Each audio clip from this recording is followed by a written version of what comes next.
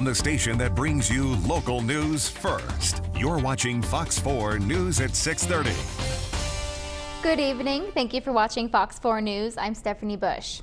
The pandemic continues to surge across the country. The Associated Press reports nationwide COVID-19 deaths are up by 50% from early October. Mesa County is unfortunately not escaping the troubling trend. Cases, hospitalizations, and deaths tied to the virus continue to climb. Fox 4's Adrian Thomas reports from Mesa County Public Health with the latest.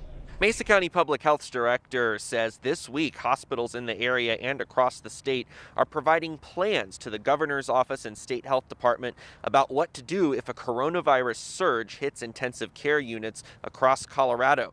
This comes as cases and hospitalizations continue to dramatically rise. Locally, 62% of our med-surg beds are currently available and 54% of our ICU beds are currently available. Mesa County Public Health Director Jeff Corr says these numbers are fairly normal right now, considering flu season beginning, normal medical emergencies, and the 36 Mesa County residents hospitalized with COVID-19 at the moment. But that hospitalization number has shot up locally in recent weeks. We've been watched on our number of cases in a 2-week period and our percent positivity, and now the state's starting to take a greater look at hospital capacity as well. Corr has a simple message for the community to try and stop the worsening COVID-19 trend. I think it's going to take each and every one of us to do our part. I think everyone should wear a mask whenever you're out. Avoid crowds, avoid close contact with others, and avoid closed-in spaces. Right before this past weekend, the Mesa County Board of Commissioners put out a statement urging community members to wear a mask and practice social distancing and not attending large gatherings. County Commissioner Board Chairman Scott McInnes says the commissioners put out this statement to reinforce the messaging from public health officials. It's not a new message. It's a message that's been repeated by the Department of Health. It's a message that our partners throughout the communities, the city, and others are emphasizing. We emphasize it as well. We need strong cooperation from the citizens. McInnes says people who are not listening to the advice of public health officials are justified in their frustration, but at the end of the day, this public health crisis impacts us all. We certainly feel an obligation to listen, object to wearing masks and so on, but at some point, we have to move forward for the benefit of all of us and our health, and this is no hoax. Just on Sunday, Mesa County Public Health reported 2 new deaths due to COVID-19. We'll continue to bring you the latest public health data and any further news about COVID-19 restrictions in the community. Reporting at Mesa County Public Health, Adrian Thomas, Fox 4 News.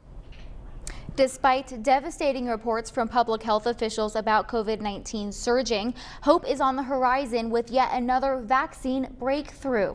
The U.S.-based company Moderna reported earlier today its COVID-19 vaccine was 94.5% effective in fighting the virus. This came after a study involving 95 people purposely infected with COVID-19. Of those given the vaccine and not a placebo, only 5 infections remained. Last week, the U.S. company Pfizer also reported a COVID-19 vaccine breakthrough, finding its vaccine to be 90% effective. On Monday, Mesa County public health officials recently purchased a storage system for vaccines, and it can hold over 250,000 doses at any given time. He adds public health officials feel a vaccine will be ready for everyone by spring or summer of 2021. I know it's been a long haul, but the vaccine's coming out. I heard, April to July, somewhere in that time frame for most all of us. I know we'll know earlier if some of those priority groups have vaccine.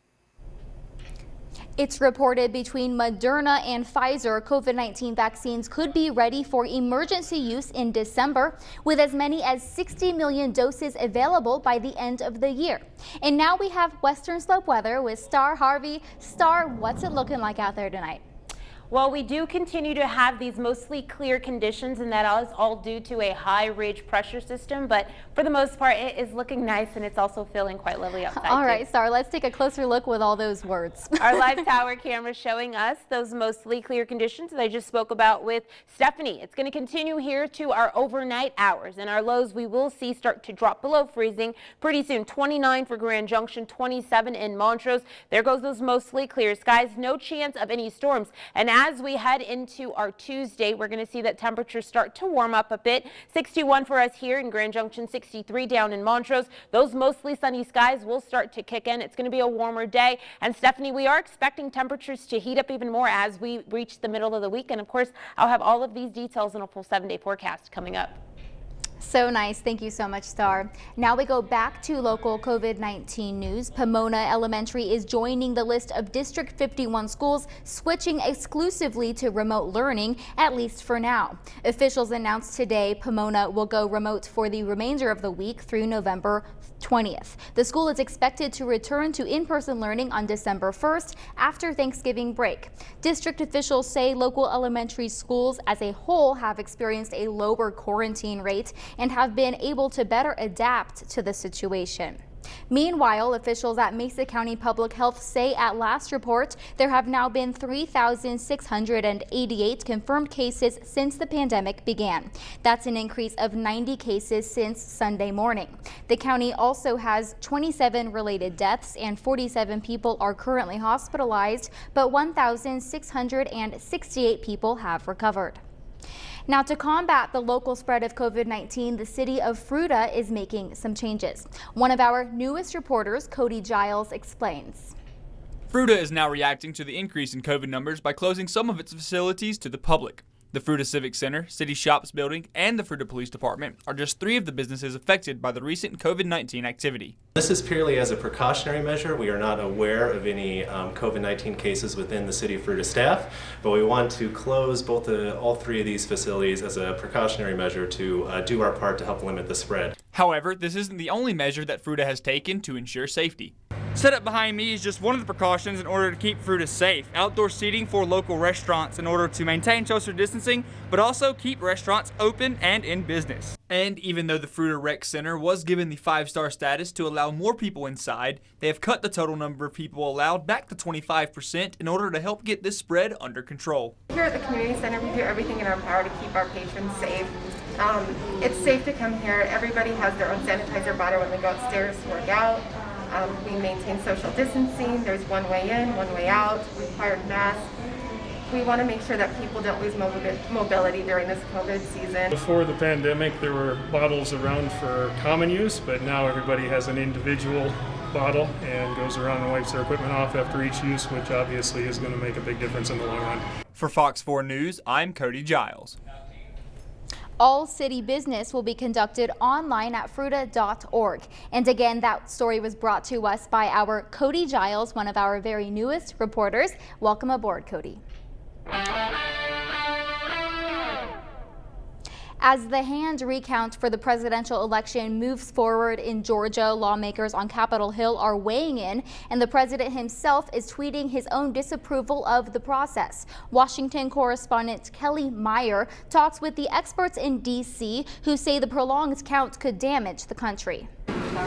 As Georgia continues its hand-counted audit of the nearly 5 million ballots cast in the state during the 2020 election, Republican Georgia Congressman Doug Collins is watching closely. I think these results will speak for themselves. They'll actually say, did the machines actually accurately count the ballots that are reflected? Collins is leading the Trump campaign's recount team in Georgia after the campaign raised concerns about transparency around the tabulation process. The president thinks that the numbers should be different, and we do as well. It all ought to be counted properly, and it all ought to be legal and fair. President-elect Joe Biden currently leads in the state by more than 14,000 votes, and Georgia's Secretary of State says the current review is unlikely to change the outcome. There's no evidence of any fraud. There's no evidence of anything illegal. There's no evidence of any lack of transparency. Peter Loge, assistant professor at the George Washington University, says there's no evidence of a rigged election. The U.S. intelligence agencies, the media, local elected officials, local appointed officials, local election observers, campaign election observers who were in all of these rooms who said, yeah, this actually worked pretty well. He warns, saying otherwise endangers the country. It damages the democracy in which we are all privileged to live and participate. The audit is expected to wrap up soon, but the option for the Trump campaign to request an official recount remains on the table. Reporting in Washington, I'm Kellie Meyer. We have more news, weather, and sports to come on Fox 4 News at 6:30, but first, a quick look at your stocks.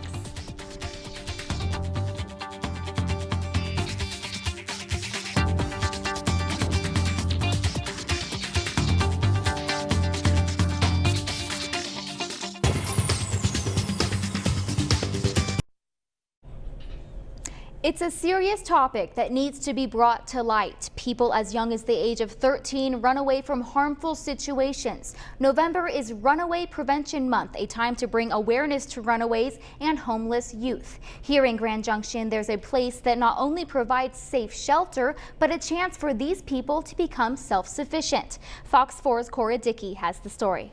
The Laurel House allows youth to run away into a better future. Several of its programs tend to a range of needs, from teaching the basics of living to providing a space that says welcome. Partners offer counseling and tutoring so that youth can accomplish things, whether graduating school or getting a job. It's not as easy as just go get a job. There's a lot of factors that go into that. And so a lot of our youth are finally able to do that, and they are doing it. Success stories include multiple participants getting accepted to Colorado Mesa University.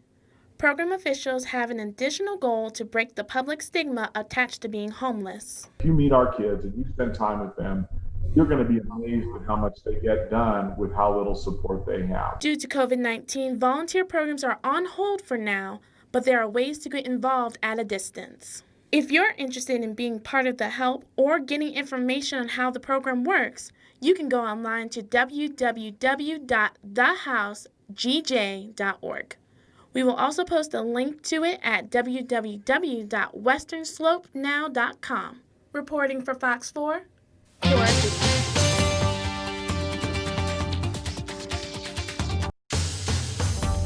Thanks for watching Fox 4 News. Late news first.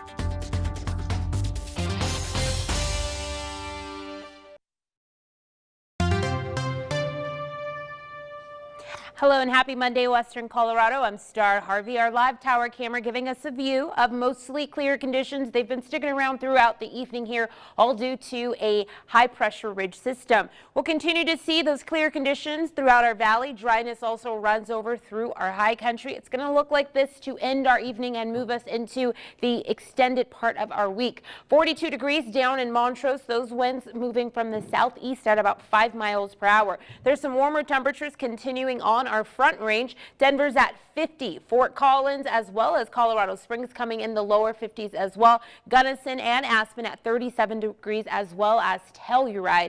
A little bit of a temperature change happening here throughout the valley. We do see 3 degrees cooler in Grand Junction from where we sat 24 hours ago. 1 degree warmer in Delta, Paonia, Aspen and Glenwood Springs. Moab coming in 6 degrees cooler. Our highs today reached 58 degrees. Typically we are sitting in that 50 range. So this week we've shifted. Last week we were about below average temperatures. This week we're about those above average temperatures. And if you take a look at those lows there, we sit about 2 degrees away from that average temperature. Hour by hour, we're going to see that our temperatures remain on the above average side as well as above freezing over the late evening hours here. 39 degrees by 10 p.m. We'll see those mostly clear skies roll over through our midnight hour. We'll be at 37 degrees, and as we welcome the 6 a.m. hour, we drop down to 34 degrees, which is still above freezing, and those mostly clear conditions do stick around. That is due to this ridge of high pressure system. It's bringing us not only those beautiful conditions throughout the day, but giving us some of those warmer temperatures, and they're going to stick around at least through, as I said, the extended part of our week. One thing that we do continue to track here is this Pacific Northwest energy starting to move in. We're expected to see it make its way to the valley floors here as early as Friday. It's going to stick around through Saturday, bringing a very small chance of some showers. But as we take a closer look, we're going to see those dry conditions to get us through our evening here. We're going to roll that time lapse completely through Tuesday, where we're going to see our morning, afternoon, and late evening look dry as well. Wednesday, we'll start to see some of the cloud energy move in, but for the most part, we'll see mostly warmer temperatures moving into Wednesday. Thursday will shift down, and Friday we are expecting those storms, which is going to change this watches and warning map. Right now we are all clear here through our valley as well as just along that I-70 corridor, and as I take a step here, you're going to see mostly clear conditions on this side of me as well. And a little bit of a look ahead. Tuesday, temperatures are still on the warm side here for us in Grand Junction. 61 degrees. As of Wednesday, we'll jump to the higher 60s, and then on Thursday we'll shift back down to the lower lower 60s. Some snow remaining from last week there on the Grand Mesa. We'll see also on the Vail Pass some snow just off onto the banks and through that middle divide there. Glenwood Springs as well as Montrose, mostly dry. Expect it to be that way through our evening and into our early Tuesday. Weeds, grasses, trees, and mold non-existent as far as our pollen forecast right now due to all of the shift and our freezing temperatures this fall season. Good air quality index. It's continued that way for some time now, even after all of that out-of-state smoke fire continue here. We do have some fires that continue to burn through Colorado, but for us here in the valley, mostly good air quality index. Our drought monitor doesn't really show here, but what I can tell you is that Grand Junction as well as a big portion here of western Colorado, the western slope, does remain in that D3 to D4 level of drought, and that D4 level of drought has actually started to seep over into the Front Range, specifically the Denver area, and then some areas of relief to central Colorado. They do sit in that moderate to severe level of drought this week. 29 degrees here in Grand Junction, 25 in Montrose, 27 degrees in Montrose, 25 in Delta. When we return, we'll have more sports for you, but for now, here's a look at your Discovery Auto Road Report.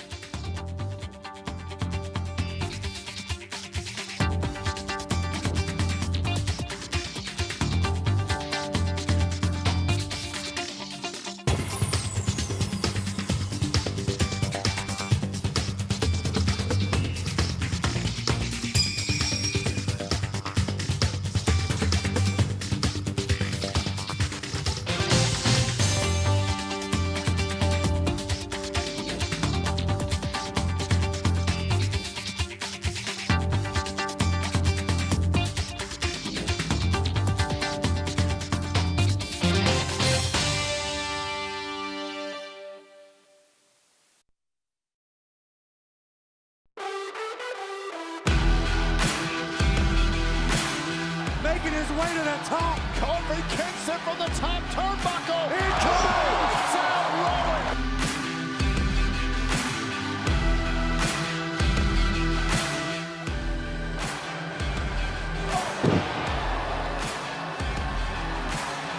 WWE Hall of Famer Hulk Hogan here.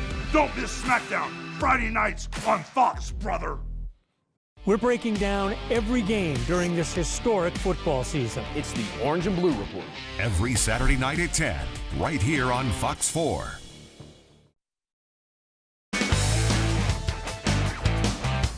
Oh boy, welcome back sports fans. Mike Kretz here. Let's kick off that work week with a recap of the weekend action from the AFC West right now. Tua Tagovailoa's debut against the AFC West in Miami against the Chargers. He didn't disappoint either with throws like that to Jakeem Grant. The Finns are on top 14-0, but Justin Herbert and the Chargers surely aren't going to give up as we see the Oregon product punch it in. That's good Herbert. Here's not so good Herbert. In a one-score game in the fourth quarter, Xavier Howard comes away with the pick, and that's going to set up another touchdown toss from Tua to Durham Smith. Good play call here, by the way, too. Miami gets that 29-21 win. Well, when it comes to the Broncos, all the talk last week was about the slow starts. Doesn't seem like that chatter is going to be stopping anytime soon. The Broncos started the game with a 3-and-out, and on the Raiders' first drive, Josh Jacobs, he puts his stamp on the game, getting into the end zone, puts the Raiders on the board first. Right before the half, a tough sequence of events. Drew Lock fakes the handoff, runs straight for that pylon. Now, if he scores, the Broncos have a 3-point lead going into the locker room.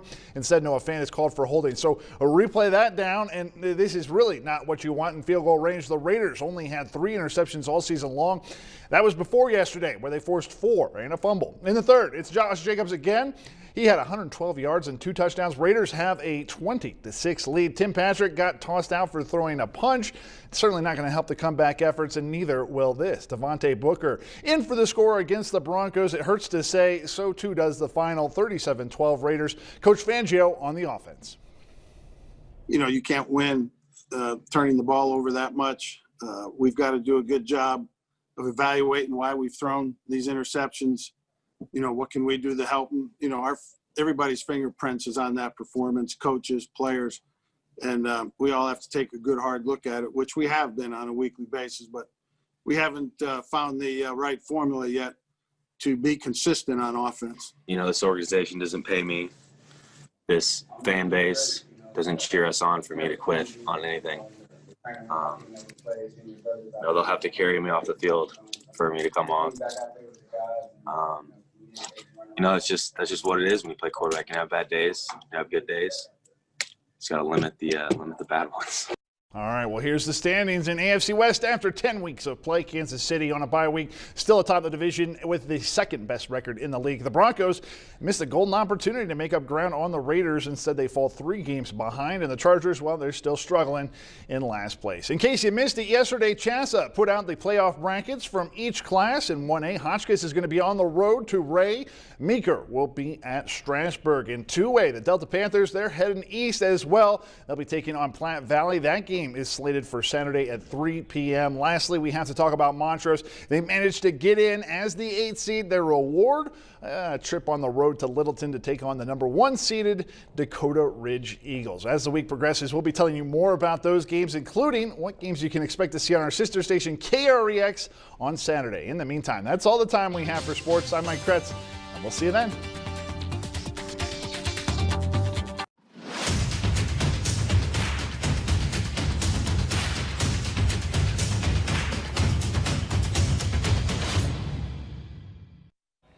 As promised, back for a look at that extended 7-day. Grand Junction, we're going to see some 60s over the next couple of days. Wednesday, in fact, the warmest day of our week. Some back-to-back chances of precipitation towards Friday and Saturday. Montrose here also seeing some warmer temperatures through the first parts of our week here. Thank you so much for joining us. We'll see you back here tonight at 9.